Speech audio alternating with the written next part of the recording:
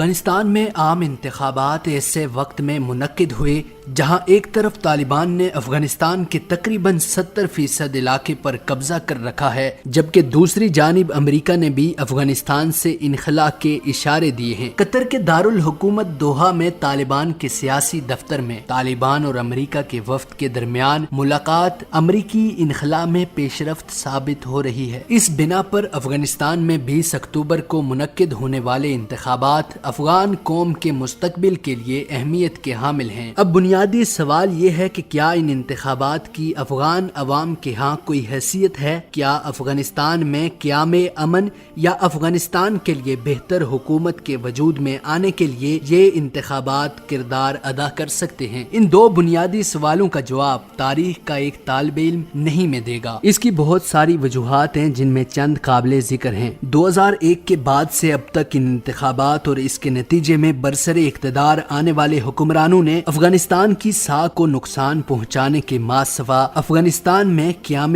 امن کے لیے قابل ذکر اقدامات نہیں کیے جس کو بنیاد بنا کر افغان عوام کو تسلی دی جا سکے۔ افغان حکومت کی جانب سے منعقد ہونے والے الیکشن پر خود افغان حکومت اراکین اور عوام کے تحفظات رہے ہیں، جن میں سے چند یہ ہیں۔ اول یہ کہ الیکشن کے پس منظر سے واقف ذرائع اور مبصرین کا کہنا ہے کہ اول تو ان انتخابات کی ساکھ نہیں، یہ ملک کے محض 30 سے 35% علاقوں میں کرائے جا سکے، جس میں تمام افغانوں کی آراء شامل نہیں ہیں۔ افغانستان میں حکومت کے مد مقابل دوسرا بڑا گروپ طالبان کا ہی ہے، جبکہ طالبان نے ان انتخابات کا بائیکاٹ کیا ہوا ہے، اس لیے افغانستان کی تمام عوام کی رائے اس میں ہرگز شامل نہیں ہے۔ معروف عسکری تجزیہ نگار بریگیڈیئر آصف ہارون راجہ کا کہنا ہے کہ ملک کے ایک بڑے حصے کو محروم رکھ کر کرائے جانے والے افغان پارلیمانی انتخابات کی کریڈیبلٹی کو کون مانے گا؟ ملک کے 50% حصے پر طالبان کا کنٹرول ہے اور 70% علاقوں پر ان کا اثر و رسوخ ہے۔ اس لحاظ سے افغانستان کی نصف کے قریب آبادی طالبان کے ساتھ ہے، جنہوں نے انتخابات میں حصہ نہیں لیا۔ ایسی صورتحال میں الیکشن کیسے شفاف ہو سکتا ہے اور اس کی کیا ساکھ ہوگی؟ دوم یہ کہ نتائج کا فیصلہ بھی بیرونی قوتوں نے کرنا ہے، کیونکہ اب تک برسر اقتدار آنے والے سربراہان میں حامد کرزائی اور اشرف غنی دونوں امریکہ کی ہاں میں ہاں ملانے والے ہیں۔ افغان قوم نے پہلے ہی دونوں کو امریکہ کی جانب سے مسلط شدہ قرار دیا اور اب بھی افغان قوم کی جانب سے یہی تاثر قائم ہے۔ یہ انتخابات محض دکھلاوا ہیں، کیونکہ کابل میں موجود ذرائع نے انکشاف کیا ہے کہ 3 برس سے زیر التوا الیکشن کرانا افغان حکومت اور امریکہ دونوں کے لیے ضروری ہو گیا تھا، تاکہ دنیا کو یہ پیغام دیا جا سکے کہ طالبان کے حملوں کے باوجود ملک میں جمہوریت کا عمل جاری ہے۔ معلوم ہوا کہ یہ الیکشن محض دکھلاوے کے سوا کچھ نہیں ہے۔ امریکہ کی خواہش ہے کہ طالبان کے ساتھ پس پردہ اس نے مذاکرات کا جو عمل شروع کر رکھا ہے، اس عمل میں مزید پیش رفت ہونے سے پہلے افغانستان میں پشتون اکثریت والی ایک نئی حکومت برسر اقتدار آ جائے، تاکہ وہ آسانی کے ساتھ افغانستان کے طالبان کے ساتھ مذاکرات کر سکے۔ اس سے قطع نظر کہ حالیہ الیکشن میں کون سی پارٹی یا گروپ اکثریتی ووٹ حاصل کرتا ہے، نئی حکومت امریکہ اور اس کے اتحادیوں کی مرضی سے بنے گی۔ الیکشن سے تقریباً ایک ہفتہ قبل اس خدشے کا اظہار حزب اسلامی کے سربراہ گلبدین حکمتیار نے بھی کیا تھا۔ ایک تقریب میں بیان کرتے ہوئے گلبدین حکمتیار کا کہنا تھا کہ پارلیمانی انتخابات افغانستان کے محض 36% حصے میں ہوں گے، جبکہ موجودہ حکومت اور کابل میں مختلف ممالک کے غیر ملکی سفارت خانے پارلیمانی الیکشن کے نتائج انجینئر کرنے کی کوشش کر رہے ہیں۔ گلبدین حکمتیار کے بقول پارلیمانی الیکشن میں فاتح اور شکست کھانے والوں کا فیصلہ الیکشن کمیشن یا بیلٹ بکسوں میں ڈالے جانے والے عوامی ووٹوں کے ذریعے نہیں ہوگا، یہ فیصلہ غیر ملکی طاقتوں کے احکامات اور سفارشات پر کیا جائے گا۔ یہ طاقتیں ہی فیصلہ کریں گی کہ کس امیدوار کو ہرانا ہے اور کس کو جتانا ہے۔ 2001 میں افغانستان پر قبضے کے بعد کرزائی کی حکومت بنانے کے لیے امریکہ نے $3.5 ارب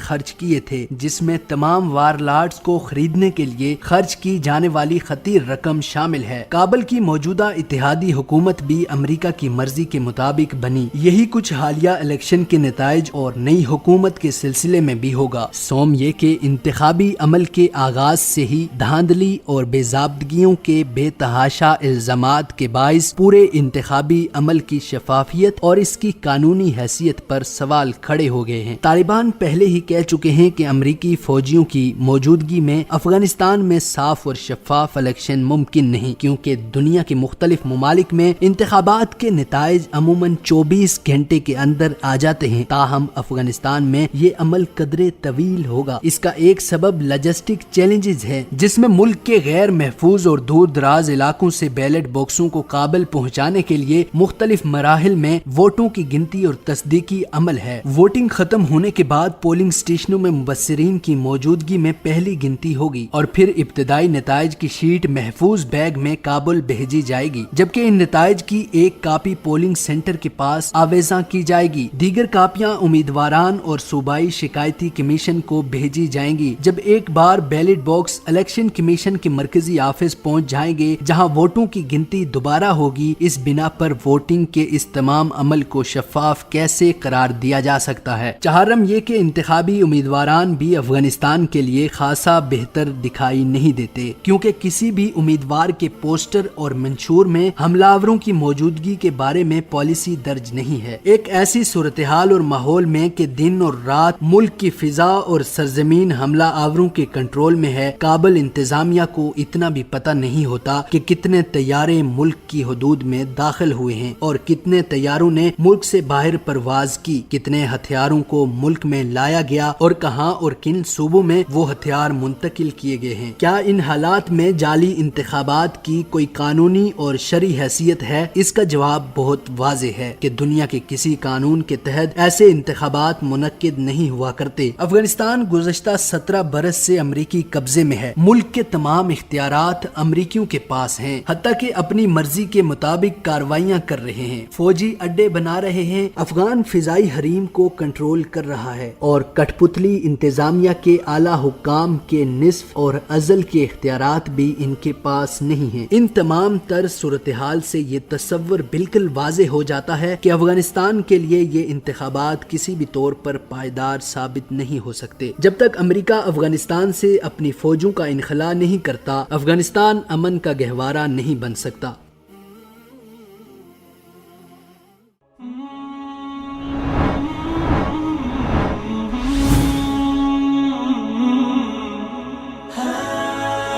دنیائے اردو کا درخشاں ستارہ وصال اردو۔